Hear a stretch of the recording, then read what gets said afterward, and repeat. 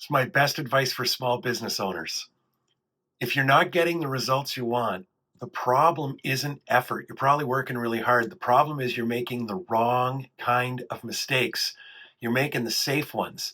Let me explain what this is. This is what's helped me become who I am. For whatever reason, I'm wired to make the right mistakes. I have a different fear profile than most people. And if you embrace this, lovely things are going to happen for you. If you don't, you're going to struggle for a little bit longer than you need to. So pay attention. It's going to turn everything on for you. There's two kinds of mistakes.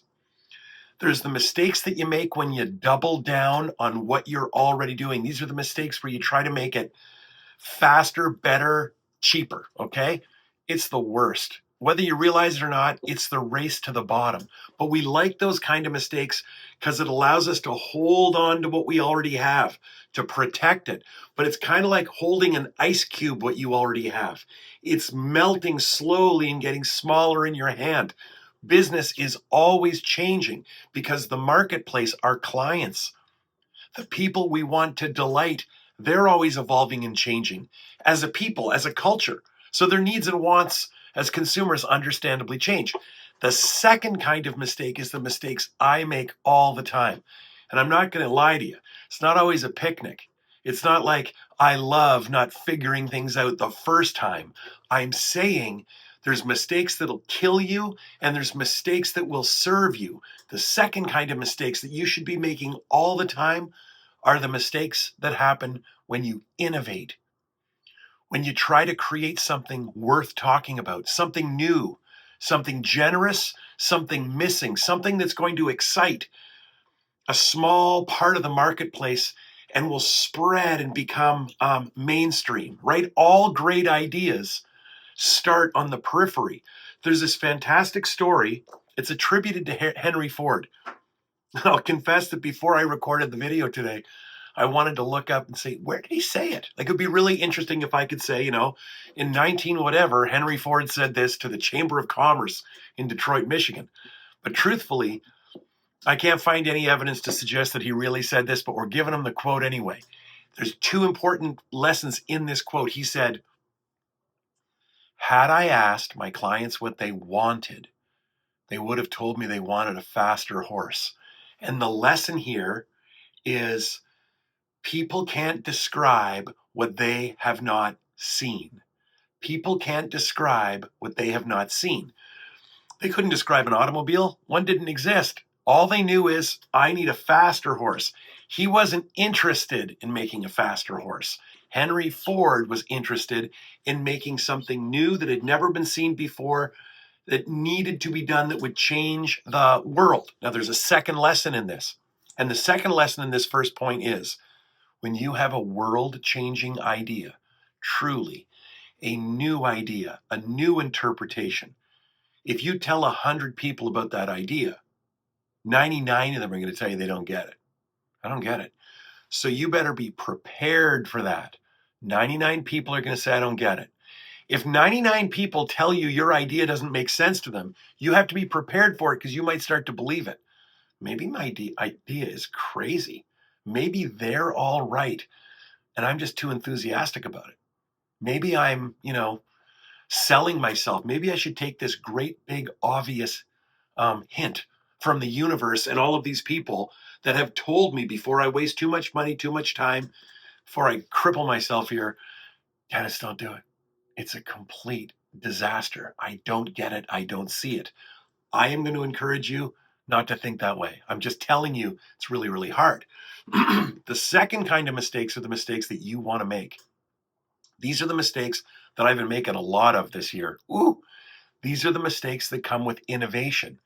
These things happen when, like I said, you have a new interpretation. You're inventing not a faster horse, but a whole new journey. And those mistakes are really, really tough and frustrating because you might have this beautiful idea at the end. It's going to be this. This is how it's going to work.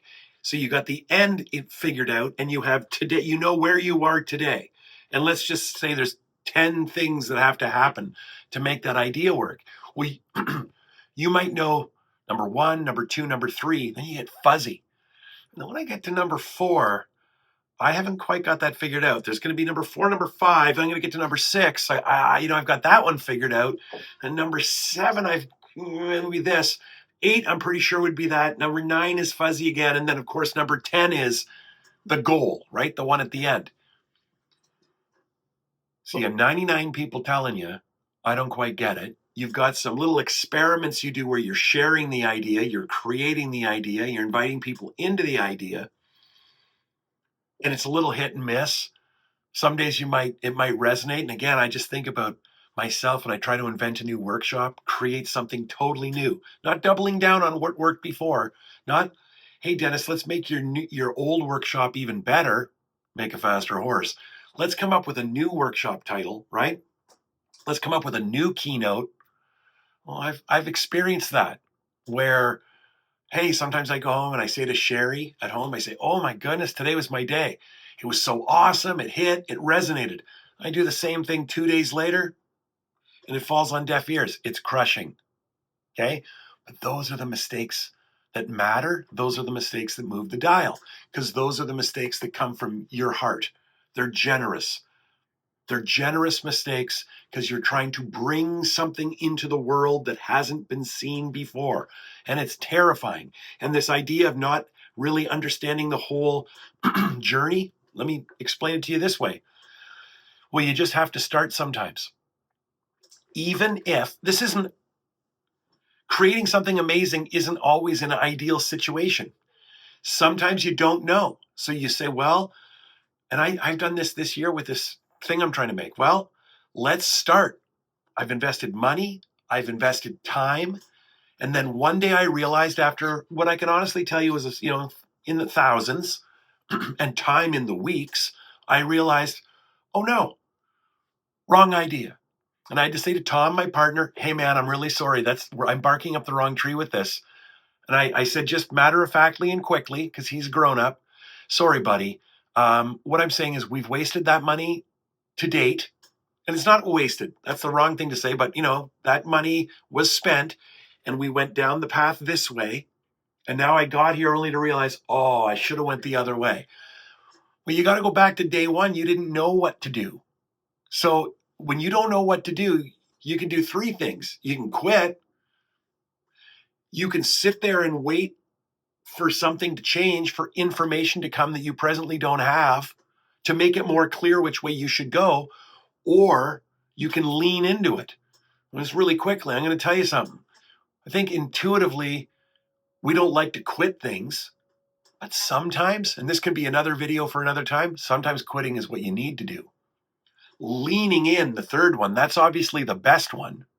And the one to watch out for is the one in the middle, where you're waiting. You're waiting for information to come to you that will help you figure out which way to go. My friend, that information's never going to come.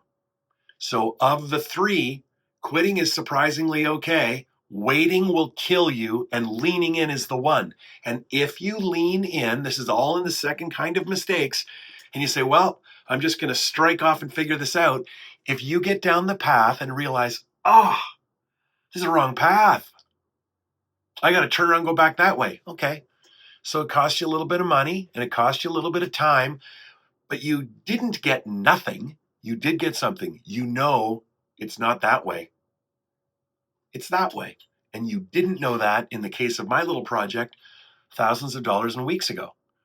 Let's go back to this idea of making mistakes of progress, making mistakes of love, making mistakes of generosity and of innovation. Wherever the hell you live right now, anywhere in the world, thank you for tuning in. I want you to imagine that I say to you, I want you to go from one side of your country to the other. And you can't use GPS navigation on your phone. You just have to go. You just got to do it on your own. I'm thinking of myself. If I said, I live in Canada. If I said you're going to drive from Halifax to Vancouver, or let's use the United States, you're going to go from Boston, Massachusetts to San Francisco, California, or from Los Angeles to Baltimore. Okay. You can't use a map and you can't use your GPS. You just have to get in your car and go. The truth is, you know most of the way, don't you? Like, You maybe couldn't write it all down on a piece of paper for me, but you know how to get in your car and head west. You know that. And you would accept before you ever left that there are going to be stops along the way where you're going to need to maybe ask a question, get a clarifying sort of thing, look at a sign, figure it out. You might even say, oh, I might get a little confused when I hit Chicago or whatever, St. Louis, whatever, but I'll figure it out. You know, I might go the wrong way for a minute, but I'll get there. The point I'm trying to make, painfully, I suppose, is you wouldn't not leave your house because you don't know the whole way. You'd say, well, I know for sure I can get all the way to California. It's once I get there with all those roads that it might get tricky for me specifically, but eventually I'm going to see something on a sign. Eventually I'm going to figure it out. The point is you'd know that you could figure it out and you wouldn't be afraid and you wouldn't stay at home. You got to do the same thing with your business. Don't make mistakes of trying to make a faster horse. Nobody wants a faster horse. They just don't know what they want, but they know a faster, more powerful, cheaper horse, yada, yada, yada, isn't going to turn them on and they're not going to pay for it.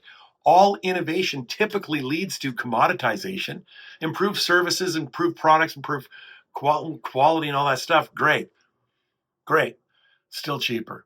It's still commoditized because a faster horse doesn't light people up. But when you embrace fear, oh, the fear of looking silly, the fear of wasting a little bit of money, the fear of wasting some time, it's uncomfortable. I get it. I own a business. I make these mistakes. I know. Okay, I know. I'm a human being too. I go home sometimes feeling like a fraud. What? Sure I do. God, I can't believe I'm struggling to figure this out. I can't believe it. I sometimes have to make the mistake. And then the moment I've made that mistake and it all becomes obvious to me. You know what I mean? Oh, did I have to burn my hand on the stove to figure this out? Why couldn't I figure this out 5 minutes, 5 days, 5 weeks ago? I've been there. It's uncomfortable, but they're the right kinds of mistakes because that's what leads you to creating something that resonates and matters. People will pay a premium for things that are unique, of course, unique, different, but also personally relevant. And they are searching for something that isn't a faster horse. This idea of wanting to be perfect, etc., you got to let it go. If you want to be really, really successful, starting today, you got to embrace, and I know it's so, we say it all the time and it's almost, we say it, it's true, but we dismiss it because we've heard it too much. This idea of you got to get comfortable being uncomfortable. Oh, yeah, I've heard that old chestnut before, Dennis. Give me another one. It's like, no, you got to think about what that means. Being uncomfortable is really, really hard. That's why we make the safe mistakes all the time. 99 people tell you your idea is crazy. You double down on making a faster horse. And, I'm going to just go back to this idea of Henry Ford and your clients and my clients and everybody else. With respect to all the people we want to help, including my clients, they don't know what the hell they want. They don't know what the hell they want because they can't describe something they've never seen. I see it. I see it, and it's not a faster horse. I know what they need, and I can see what it looks like at the end, and I can see where I am today. And when I imagine the other 8 steps between it, I know some of them. Well, there's some of them I don't know. And the only way I'm going to figure them out is if I'm willing to go there. If I'm willing to go make those mistakes, I'm going to call them mistakes of love, of generosity, of innovation, the right kind of mistakes. That's only going to happen if I am able to be comfortable being uncomfortable, sitting with that fear. Oh, it's not even the fear of not figuring out, it's the fear of feeling that uncomfortableness. If I can do that, and I can do that, I'm going to win. I know the most dangerous thing I can do is double down on making a faster horse. That's just plain, it's safe, and nobody pays for that. But when you create something new and amazing that solves a problem generously that people are looking for, et cetera, they will absolutely, not only will they pay for it, they'll celebrate it, And they will bring other people to the party, so to speak, other people like them that are looking for that have been waiting for somebody to stand up and say, I'm showing up and I'm here to lead you. I'm showing up with this great idea. It's for you. People like us need it, and this is what it does. And I figured it out. And they'll live through version 1, version 2, version 3 as you hone it. Make the right kind of mistakes, innovate, implement, create something beautiful, ship it out to the world, and see what happens. Don't double down on making a faster horse. Your clients don't know what they want until somebody makes it and shows it to them. Now, watch this video.